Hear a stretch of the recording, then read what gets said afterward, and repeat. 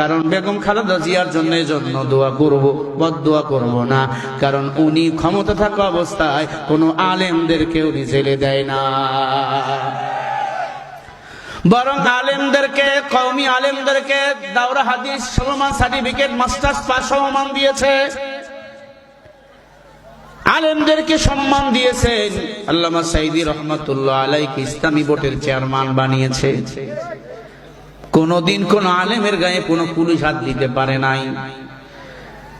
মাজলুম একজন নারী, স্বামী আগেই মারা গেছে, আল্লাহর বান্দা শহীদ জিয়াউর রহমান, আল্লাহ তার কবরটা জান্নাতের বাগান বানিয়ে দেন। ভালোকে ভালো, কালোকে কালো বলা লাগবে। সংবিধানে বিসমিল্লাহর আইন তিনি পাশ করেছে, আল্লাহু আকবার। আল্লাহর একত্ববদ্ধ সংবিধানে তিনি পাশ করেছে, আল্লাহু আকবার।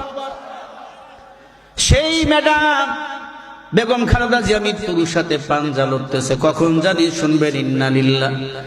আল্লাহ, তুমি যদি তার মৃত্যু লেখেই দেখো, মরতে হবেই আমাদের সবাইকে ইমানের সাথে।